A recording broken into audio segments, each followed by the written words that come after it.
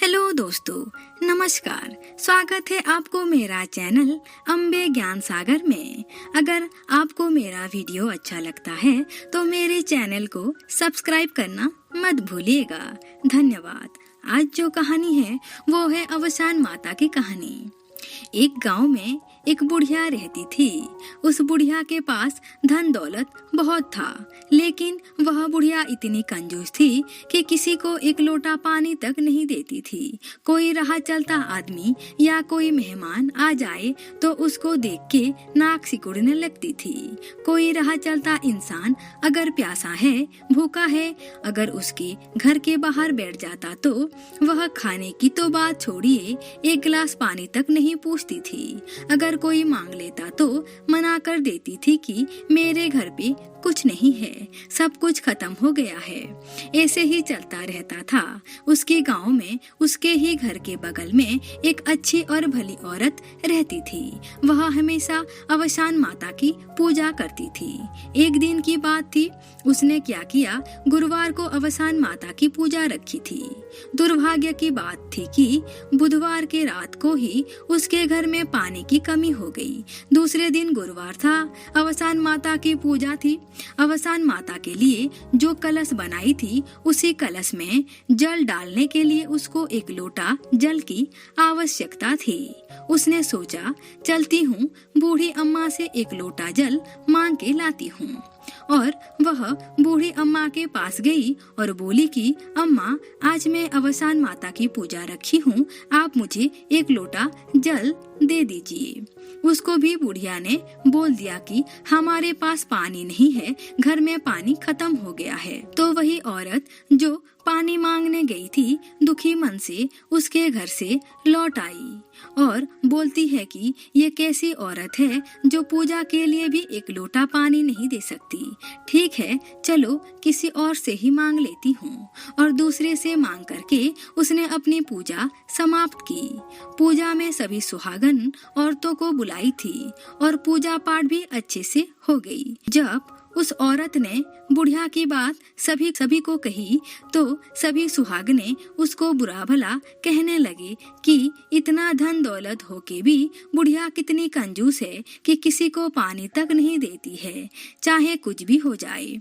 पता नहीं इतना धन लेकर कहाँ जाएगी। बेटे बहू को भी नहीं पसंद करती थी तो वह अलग रहती थी। उन लोगों के लिए अलग से घर बनवा रखा था। कभी भी किसी नाती पोतों का ख्याल रखना, प्यार करना तो दूर की बात, ये इतनी कंजूस थी कि किसी को पूछती तक नहीं।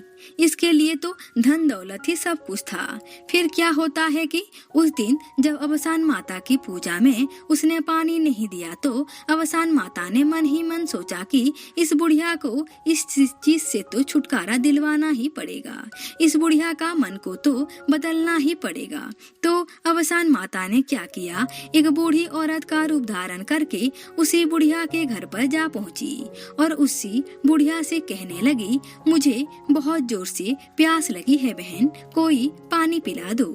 बुढ़िया वैसे ही किसी को कुछ नहीं देती है तो उसने तुरंत मना कर दिया, मेरे पास पानी नहीं है। अब अवसान माता भी वहाँ पर बैठ गई और अड़ गई कि आज मैं पानी तो पी के ही यहाँ से जाऊंगी और तुम्हारे घर में कुछ खाना भी खाकर जाऊंगी।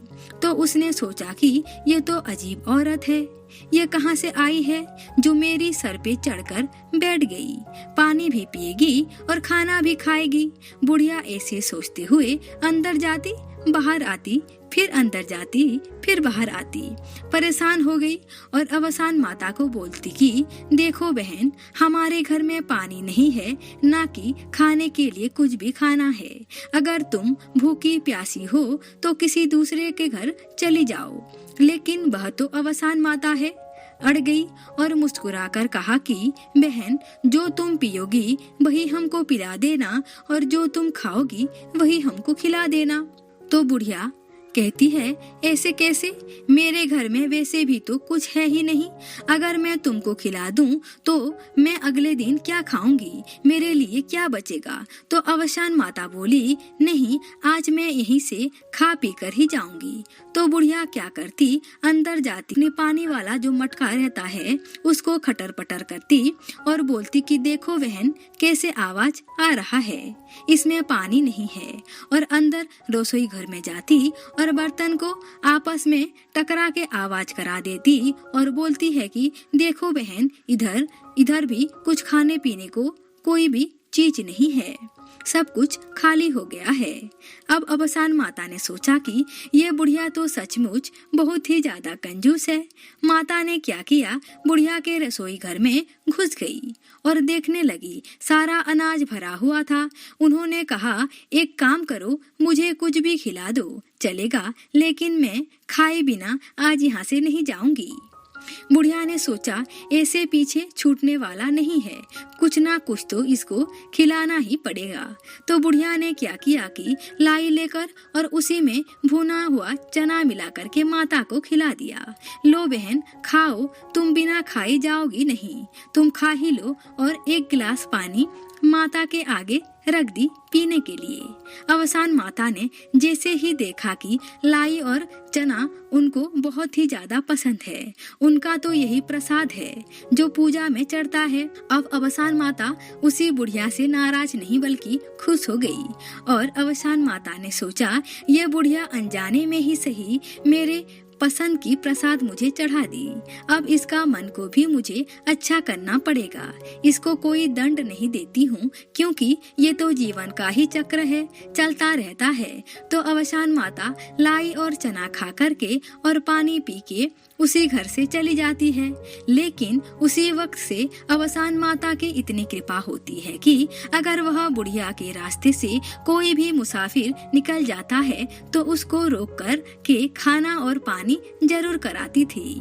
उसी बुढ़िया का हृदय इतना परिवर्तन और अच्छा हो गया था कि अगर किसी के यहाँ अवसान माता की पूजा होती थी तो वह बुढ़िया बिना बुलाए जाती थी और सारी तैयारियां जितना हो सकता था अपनी तरफ से करवाती थी। अवसान माता ने उस बुढ़िया की मन को इतना परिवर्तन कर दिया था कि अब वे सबके साथ अच्छा व्यवहार करती, बहू बेटी के साथ रहती, नाती पोतों को प्यार करती। इसीलिए कहा गया है कि अगर गलती से भी कोई भी आपके दरवाजे पर आता है, प्यासा है, भूखा है, तो उसको पानी जरूर पिलाइए, भोजन जरूर कराइए, क्योंकि पता नहीं भगवान किस रूप में हमारे घर आए। बुढ़िया गलती से ही सही माता को प्रसाद चढ़ाई और अवसान माता खुश हो गई और बुढ़िया की जिंदगी संवार दी। और बुढ़िया के बेटे बहू भी उसके साथ देने लगे। उसकी बहू उसकी खूब सेवा करती और माता रानी की कृपा से सब एक साथ खुशी खुशी रहने लगे। सभी पास पड़ोस के लोग बुढ़िया को अच्छा बोलने लगे, उसका मान सम्मान करने लगे। पहले जो लोग बुढ़िया को बुरा भला कहते थे, वही लोग आज बुढ़िया की तारीफ करने लगे। बुढ़िया अब सबको खिलाती पिलाती, दान पुण्य करती। ये सब हुआ अवसान माता की कृपा से। जैसे अवसान माता ने बुढ़िया का मन को बदल दिया, वैसे ही कहानी कहने वाले और सुनने वालों के जीवन को खुशियों से भर दी। सभी प्यार से बोलिए, अवसान माता की जय।